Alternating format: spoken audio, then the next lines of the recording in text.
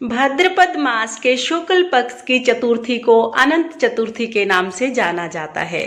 इस दिन विष्णु भगवान के अनंत स्वरूप की पूजा की जाती है एवं व्रत किया जाता है। जैसा कि इसके नाम से ही पता चलता है कि इस व्रत को करने से अनंत फल की प्राप्ति होती है। फ्रेंड्स, अनंत चतुर्दशी की पूजा करने के लिए पार्थिव शेषनाग की मूर्ति बनाई जाती है। उसके बाद विष्णु भगवान के अनंत स्वरूप की पूजा की जाती है। इस दिन 14 गांठ का धागा बनाया जाता है और उसे अपनी भुजा पर बांधा जाता है। यह धागा अनंत फल देने वाला होता है। अनंत की 14 गांठें 14 लोकों का प्रतीक होती हैं और उनमें अनंत भगवान विद्यमान होते हैं। आज की वीडियो में मैं आपको अनंत चतुर्दशी की व्रत कथा सुनाऊंगी। व्रत कथा सुनने के लिए हम 1 लोटा जल ले लेंगे और अपने राइट हैंड में यानी कि अपने सीधे हाथ में कुछ अक्षत और फूल ले लेंगे। इसके बाद हम लोग कहानी शुरू करेंगे। एक बार महाराजा युधिष्ठिर ने राजसूय यज्ञ किया। यज्ञ मंडप का निर्माण बहुत ही सुंदर था और बहुत ही अद्भुत भी था। उसमें स्थल में जल और जल में स्थल की भ्रांति होती थी। यज्ञ मंडप की शोभा निहारते निहारते दुर्योधन एक जगह को स्थल समझकर कुंड में जा गिरे। द्रौपदी ने जब उन्हें देखा तो उनका मजाक उड़ाया और मजाक उड़ाते हुए कहा कि अंधे की संतान भी अंधी है।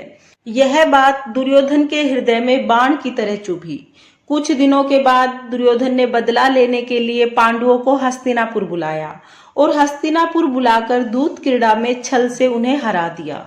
परास्त होकर पांडवों को 12 वर्ष का वनवास भोगना पड़ा। वन में रहते रहते पांडवों को अनेक कष्टों का सामना करना पड़ा। एक दिन वन में युधिष्ठिर से मिलने भगवान श्री कृष्ण आए। युधिष्ठिर ने उनसे अपना सब दुख कह सुनाया और दुख को दूर करने का कोई उपाय पूछा।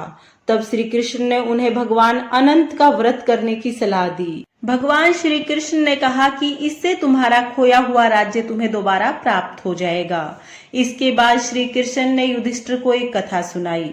प्राचीन काल में सुमंत नाम का एक ब्राह्मण रहता था। उसकी बेटी का नाम सुशीला था। ब्राह्मण ने अपनी बेटी सुशीला का विवाह कौंडिल्य ऋषि से कर दिया।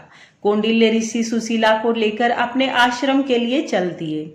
रास्ते में रात हो जाने के कारण वो दोनों एक नदी के तट पर रुक गए। सुशीला ने वहां पर बहुत सी स्त्रियों को किसी देवता की पूजा करते हुए देखा। सुशीला के पूछने पर उन्होंने विधि पूर्वक अनंत व्रत की महत्ता सुशीला को समझा दी। सुशीला ने वहीं पर उस व्रत का अनुष्ठान करके 14 गांठ का धागा अपने हाथ पर बांध लिया और अपने पति के पास चली गई। कौंडिल्य ऋषि ने सुशीला के हाथ में बंधे हुए धागे के बारे में पूछा तो उसने सारी बात बता दी। कौंडिल्य ऋषि ने सुशीला की बातों से अप्रसन्न होकर उस धागे को तोड़कर अग्नि में फेंक दिया। यह अनंत भगवान का अपमान था। कौंडिल्य ऋषि की सुख संपत्ति सब नष्ट हो गई। सुशीला ने इसका कारण डोरे के जलने की बात बताई। तत्पश्चात पश्चाताप करते हुए ऋषि ने अनंत भगवान की खोज के लिए वन में जाने का फैसला किया। वन में जाकर जब भटकते भटकते निराश होकर वह गिर गए और बेहोश हो गए, तब भगवान अनंत ने उनको दर्शन दिए। भगवान अनंत बोले, हे कौंडिल्य, मेरे अपमान के कारण ही तुम्हारे ऊपर यह मुसीबतों का पहाड़ टूटा है। तुम्हारे पश्चाताप के कारण मैं तुम पर प्रसन्न हूँ। आश्रम जाकर 14 वर्ष तक विधि पूर्वक अनंत व्रत करो, तुम्हारे सारे कष्ट दूर हो जाएंगे। कौंडिल्य ऋषि ने वैसा ही किया। उनके सारे कष्ट दूर हो गए। श्री कृष्ण की आज्ञा मानकर युधिष्ठिर ने अनंत भगवान का व्रत किया, जिसके प्रभाव से पांडवों को महाभारत के युद्ध में विजय प्राप्त हुई। हे अनंत भगवान, जैसे आपने युधिष्ठिर के सभी दुखों को दूर किया, उसी तरह से इस कहानी को कहते सुनते हुकारा भरते सभी के कष्टों को दूर करना और सभी पर अपनी कृपा दृष्टि बनाए रखना। इसके बाद हम एक विनायक महाराज यानी कि गणेश जी की कथा जरूर सुनेंगे। तो चलिए कथा सुनते हैं। एक मेंढक था और एक मेंढकी थी। मेंढकी रोज विनायक जी की कहानी सुनती थी। एक दिन मेंढक बोला कि तू पराये पुरुष का नाम क्यों लेती है? अगर तू दोबारा नाम लेगी तो मैं तेरा सिर फोड़ दूंगा। राजा की दासी आई और मेंढक मेंढकी को पतीले में डालकर अंगीठी पर चढ़ा दिया। तब दोनों सीखने लगे तो मेंढक मेंढकी से बोला, बहुत कष्ट हो रहा है, तू अपने विनायक जी का नाम याद कर, नहीं तो हम दोनों मर जाएंगे।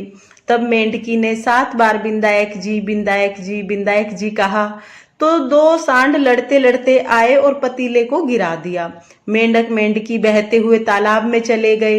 हे गणेश जी महाराज, जैसे मेंढक और मेंढकी का दुख दूर किया, वैसे ही इस कहानी को कहते सुनते हुकारा भरते सबका कष्ट दूर करना और सब पर अपनी कृपा दृष्टि बनाए रखना। इस तरह से हमारी अनंत चतुर्दशी की व्रत कथा पूर्ण हो जाएगी।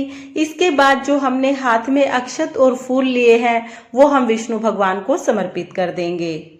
कथा सुनने के बाद जो हमने अनंत का धागा चौकी पर रखा है उसको हम अपनी कलाई में या अपनी भुजा पर बांध लेंगे। तो इस तरह से हमारी व्रत कथा पूर्ण हो जाएगी।